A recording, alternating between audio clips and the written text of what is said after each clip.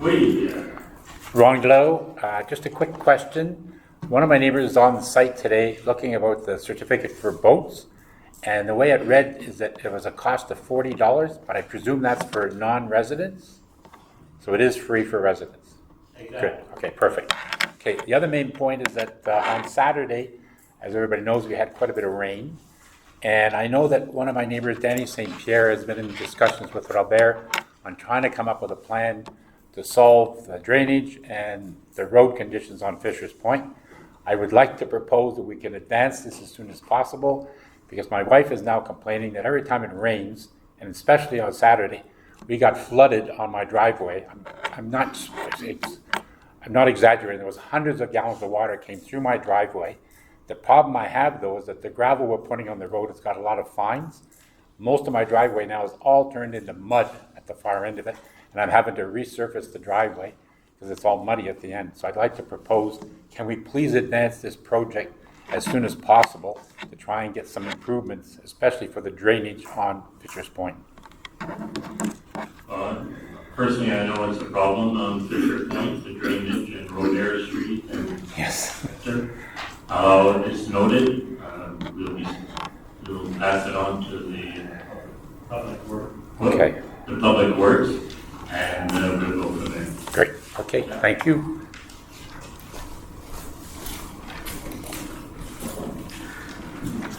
J'ai oublié une question. Juste pour mon cheminement personnel, j'aimerais quand même comprendre comment un simple bouchon de gras qui devait rester un problème technique devient un problème politique.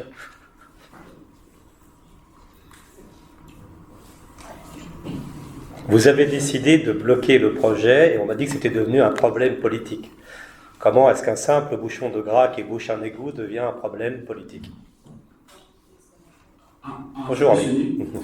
En fait, ce que j'ai compris, c'est qu'il y avait un différend entre les travaux qu'il y avait à faire et ainsi de suite. Donc, le Conseil avait choisi et demandé à l'administration d'étudier l'ensemble du dossier avant d'émettre le permis, de créer d'autres attentes. Donc, le but n'était pas ultimement de vous stopper, mais c'est d'amener tout le monde à la table. Peut-être que M. Arel pourrait rajouter si je n'ai pas bien expliqué la chose, mais je veux dire, les élus choisissent, on délègue aux fonctionnaires la responsabilité. Mais quelle est la base de cette demande? Comment c'est arrivé?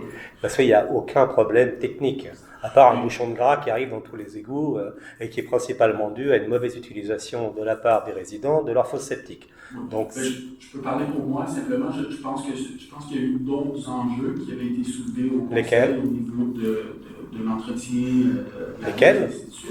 Mais je réponds à votre question sur pourquoi ça a été saisi de façon politique. C'est qu'on a reçu beaucoup de plaintes de gens, quelques-unes. En fait, quand je dis beaucoup, c'est mais le but, bien sûr, c'est que le dialogue se fasse entre le service technique. Ce que j'ai compris, c'est que vous avez demandé au monsieur le maire tantôt, vous avez dit que vous étiez ouvert pour faire l'analyse. Donc, je présume que les services techniques, puis et vous vont pouvoir se parler, puis ça va se régler, on l'espère rapidement.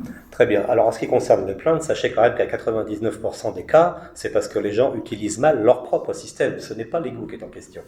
Donc, il suffit que quelqu'un vienne s'exprimer devant vous pour bloquer un projet. C'est ça que je comprends. En fait, je pense que sur un projet qui, quand même, permettez-moi de souligner, ça fait quand même 15 ans qu'il y a à peu près 30 maisons qui étaient connectées, et maintenant il y en a à peu près 60. Et en, je dirais, 15 ans d'existence et une forte concentration depuis 7-8 ans, un problème que nous avons réglé en 1 heure d'ailleurs. Voilà. En fait, espérons que tous les partis vont pouvoir s'asseoir rapidement et régler. C'est le souhait des élus. Donc, on laisse ça entre les mains de l'administration, mais j'entends votre frustration, mais on pense que... Donc, je note que ça ne durera pas 6 mois. Écoutez, c'est sûr que je ne peux pas répondre pour l'administration, puis il y a toujours 2 côtés d'une médaille, mais on espère que ça sera... Bon, j'espère ne pas tomber dans les 12 travaux d'Astérix. Merci, bonne soirée à vous.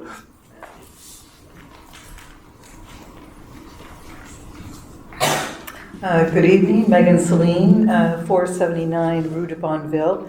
I have the same issue with brown water. I'm wearing a lot of black these days, reluctant to wash my whites. I run the bathtub and it's brown water. So who do I report that to? Because my understanding is other people are having issues, but those individuals have not reported it. Who do I report my brown water to? It's already been noted, but Oh. you can call a receptionist at the front desk and report it, and they'll transfer it to the public works. But it's already been reported, I'm understanding? Or Well, should I? I'm sure you're not the only one. Brown water, they should report it. Okay, so just call the Receptionist, secretary, yeah. the receptionist. Thank you for that. Another question. Does the town of Brome Lake have a photographer, a professional photographer or videographer to take pictures of events, promote events, or is it like a volunteer basis? Are there people at the town that Well- take pictures and do this sort of thing? Well, we have a communication department, yes. I mean, for special events, usually a lot of times it's the director, example, Cynthia Brunel. If it's the picnic at the beach or something, she takes pictures. And maybe one of her employees does, and then they transfer it to the town, to the communication department, and they put it on the website. Is there somebody just nominated as a photographer? No. But it is, all the pictures that you see usually are transferred to the town website, and not all of them, but I mean, yeah. Is it possible, or who would I contact to recommend a professional photographer and videographer? Is there someone in particular that I could contact? I would just say call the receptionist. Again, okay. And again, mention that, and she will put it into the system and send it to, depending what the event is or whatever, maybe to all the directors and see what can come out of it. Yeah. Okay, thank you so much. You're welcome. Brenda Stone, Knowlton. I'm asking that when the next publication comes, Mr. Falquero, can you include, please, that the success of the PPC on Knowlton Road, and that new construction will be respecting the current limitation of size? Could you include that, please? You're talking about the one that was 401. refused for the 8 lodgement to 4? Yes. Everything is in according to what he's able to do on the zoning, Correct. and it will be followed up by the land management department. The citizens would like to be informed that the PPC1 was successful in limiting 8 and taking it down to 4. No, the PPC was not. It was refused because of the number of signatures. He withdrew the request, and he's going ahead with what it is zoned for, which is 4 apartments instead of 8 in one building. That's what I'm asking be published. Is that Well, possible? what's been published is the questions are valid of today's meeting, and the town passed a resolution saying that the PPC more for 8 units has been withdrawn and that the process is finished. So that is the public announcement. For the other project, on the same land, the 4 units that's been approved by PEL, there's no public notice to give because it is a request that is conforming with the bylaws. The PEL regards only the aesthetic value of the project, so there's no further step for that. Thank you for the notification for the rest of us on the number on 8 being reduced to 4. Thank you.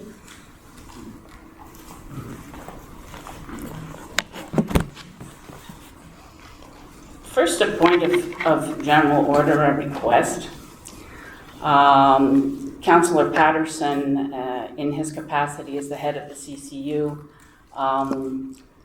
galloped us all through a series of items, and we find in there, someone wants to, for example, change their siding, and then another item is 80 units going up in this so-called Jardin Lac-Brome.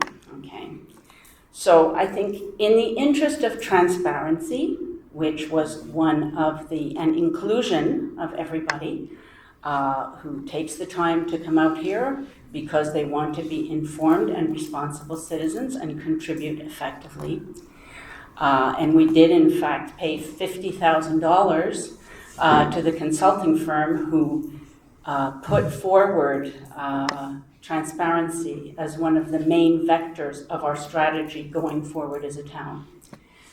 So I think many of us would appreciate having written information available when we come in, when we are talking about larger scale projects, such as Jardin Lac-Brome or the units on, was it not des Bourgeons? Thank you, I knew it was a B. Would that be possible as we move forward? For us, no. I mean, we have the North du Jour that is there, available to everybody. Right. The address is on it, everything. But the particulars are not there, Well, Mr. the Mayor. particulars are not, and we read the particulars, so we follow what everybody else does. And I mean, yes, you have Well, some. the only thing I want to add. I think it would be a helpful thing to share. It's not new information. The Jardin Lac-Brome was approved 2 years ago. No, he started, she's talking about the, No, but she's I'm talking about that, entre autres. 80 units, that was approved 2 years ago. Oui. So all the purpose of tonight was to, the promoter wanted to make a few changes on this PEA. That's why we had to go through the process, but that project was approved 2 years ago. Mais à maintes reprises, M. Harel, Yeah. quand la question a été posée et reposée, durant maintes réunions, on nous a assuré constamment qu'il s'agissait uniquement de 3 bâtiments. Et on continuait à insister là-dessus jusqu'à la dernière réunion qu'on a eue. On a toujours dit que c'est un projet qui était proposé de 6 Effectivement. immeubles et que le promoteur n'a eu que 3 permis de construction pour les 3 premiers bâtiments et que les autres bâtiments seraient difficiles à obtenir étant donné les milieux humides en arrière. C'est ce qui a toujours été dit, mais pour l'instant, il y a 3. Ce soir, tout ce qu'on faisait, c'est répéter que le projet existe, mais qu'on accordait une modification à son PIA.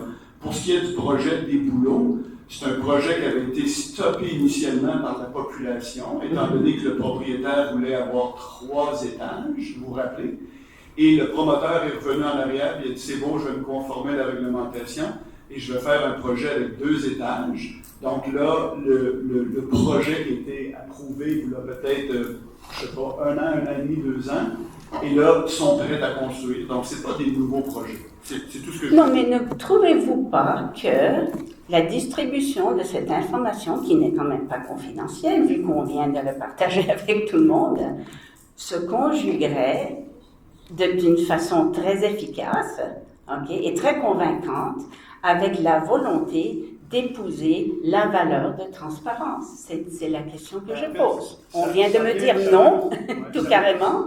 Ça vient aux élus, mais je ne vois pas sous quel processus que la Ville peut en faire plus, à part de faire des réunions de consultation que, ma foi, probablement aucune municipalité fait quand un projet est déjà préapprouvé. Et qu'après, c'est de la conformité, tout simplement réglementaire un PIA. Donc, il n'y a pas de changement d'usage. Donc, j'ai de la misère à voir, mais je vais laisser les élus continuer cette discussion-là. Mais ce serait peut-être rassurant pour la population si on voyait le dessin, par exemple, au lieu de le voir comme dans l'espace de 3 secondes. Oui. Ça serait peut-être une bonne chose. Vous avez fait votre point, Madame Souton, avez-vous une autre question? Oui, absolument. Oui. L'autre question est concernant le jardin Lac-Brome. Il s'agit de milieux humides. Donc, est-ce qu'on va procéder à la construction de 10 bâtiments, oui ou non? Ou est-ce que c'est toujours en suspens à cause de la question des zones humides? En fait, ce qu'on disait, la résolution d'aujourd'hui est strictement pour encadrer avec une panoplie de conditions. D'ailleurs, on a rajouté que les 3 bâtiments doivent être complétés avant la fin de 2025. Il n'y a aucunement question des milieux humides. Pour le 4e bâtiment et tous les autres, on parle d'un prolongement de réseau, ce qui va avoir besoin d'une entente promoteur, comme on le fait avec d'autres. Et là, c'est tout qui doit être soumis. Les études environnementales. Donc, pour l'instant, on n'est aucunement dans les milieux humides. ce que M. Abel a mentionné, c'est que les autres vont être très difficiles à obtenir les autorisations parce que ça prend beaucoup d'études et de rapports. Donc, pour aujourd'hui, on a encore de la construction des 3 bâtiments qui ont été approuvés en 2022. Okay, but if I understood correctly, you said it all had to be done by December 2025, or did I misunderstand The something? three that he The has three. approved. Okay, So not we the issued- others. All we right, issued a thank you. permit, I believe, in 2022, October 2022. He has the whole list of conditions that you'll be able to see in the, when we do the To make tabling sure of the, the 3 buildings are that one here, and that one here. Those 3 others is in a phase 2 where we didn't receive nothing, and to go ahead with that, they'll need to sign an agreement with the town. And the last 4 here, we think that it's in the milieu mid, so he'll have to table studies and all that. We're talking about way longer, way down the road. Thank you for the clarification. Also concerning the project on the former Excel Soin site, as we all know, the owner of that property is the same owner of the rooming house that is operated at 399. Is the town, the administration, the municipal government, are they concerned at all that the problems which surfaced many times at 399, I don't want to repeat them all, they're all in the public record, starting, I believe, in December. There were points raised at meetings, public meetings, so they're part of the public record. Is the town concerned that the situation at 399 could be repeated on a larger scale at 401, okay, next door to it? Given the fact of the proximity and the fact that it is the same owner. And the reason I raise this point is I was one of the citizens who attended the information meeting, and what I took away from that was the owner of the property saying, well, it's really the municipality's responsibility to deal with it. If problems arise, or the problems that arose at 399 were given as an example, and at repeated intervals when problems surrounding the operation of 399 were raised over past months, the town's response was often, and I'm summarizing here, well, it's really up to the owner to deal with it. We can't really do anything about it. We don't really have the power or the authorization to do it. So given that situation, what can you tell us, okay, about the proximity of those 2 properties and what concerns you have or how you may be working to allay them or mitigate them, that situation at 399, which seems to still be ongoing, might not repeat itself next door? What can you say to us about that tonight? We're always concerned with every project. And in this case, we are concerned, of course. I live close by. I know what exists. The owner has put down a project for these apartments, number of apartments, and they'll be rented like apartments. They're not a rooming house, they'll be rented like apartments. Okay, so the feeling is that given the fact that they're apartments and not a rooming house, that should work to mitigate some of those issues. Is We're that very correct? hopeful that it will. Okay, and if it does not, okay, if you see the same situation repeating itself, what is the plan, given the experience that you have acquired, okay, with this owner and with this situation, what is the plan to address it? Like what sort of preparatory steps are we With taking? every low-cost housing, like this rooming house, and whether it's down on Crandall Street, where some people have gone in there, where the police have gone there, you don't hear about that, do you? Well, I hear about it. And there's people living in there, and I've questioned why they let them people go in there. They have a right to live there.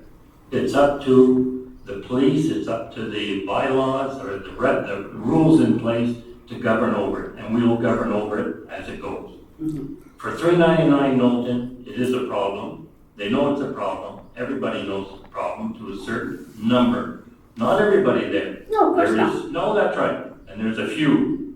And otherwise, the police are well aware of it, and they will do what they have to do to control it, and the owner will evict the people, which he already has 4 or 6 evictions done, and if there's more to come, there's more to come. So, yes, we are concerned. Your Honor, I'm concerned about Crandall Street, where nice, old, elderly people live, and you got other people in there that actually went and caused problems at 399. So, yes, we are concerned with all of them. Low-cost housing or whatever, we're all concerned with all of the buildings. As we should be. No, not should be, we are. Sure. And as we Yeah. should be. No, I get your point. Now, we have approximately 4 minutes left before the question period ends, and there's somebody standing behind me. Okay, right, very, very quickly. There was a mention, I don't have the number here, but it was the grant, I believe, for 400, was it 449,000 or 499? It had to do with transportation? Yeah. Okay. Yeah. Now, normally whenever a grant is given, they're not offering to pay 100% of the project, they're offering to pay a portion of the project usually. So can you tell us, we've applied for that grant money, what additional funds would the town be expected to contribute to any project on this? Well, it's a. Yes, that's right, thank you. Yeah, It's the technical, thank you. it's a project that was presented in the budget. It's for sidewalks on Victoria towards the 104 and turning left to towards the SAQ. We did receive 3 grants for that project, totaling $1 million. And we're going for tenders in the next few weeks for that project that we hope it will be done in fall. And we're expecting costs near $1.8 million. So the balance will be used either by the surplus or borrowing bylaw, but we're waiting for the cost, the actual cost. But we've got $1 million in the bank, and we expect a project of 1.8. Okay, so it was being contemplated in the budget, because I don't have the budget figure. Thank you very much. Alors, ça laisse 3-4 minutes. Ok. Carole Lavoine, ma question, Monsieur le maire, est pour Monsieur Falquero. Monsieur Falquero, avant, tous les PIA étaient dans les avis publics. Pourquoi maintenant ils ne sont plus dans les avis publics? Est-ce que ce serait possible d'y avoir là? Moi, je travaille ici depuis 2019, 5 ans exactement depuis mon arrivée ici. Les PIA n'ont jamais été assujettis à la vie publique depuis mon arrivée et non plus avant ma connaissance. Ah ben, je vais vous envoyer mon computer avec les copies des miens. J'ai été chanceuse parce que moi j'ai beaucoup de PIA qui ont été mis dans les avis publics. Mon autre question, ben c'est pas vraiment une question, c'est une suggestion. Pourquoi ne pas donner immédiatement 2 stationnements au 401 au lieu d'attendre qu'il y ait des problèmes puis dire bon, ok, on va agrandir le stationnement. Moi, c'est ça que les gens suggèrent. C'est ma suggestion. Merci, M. le maire.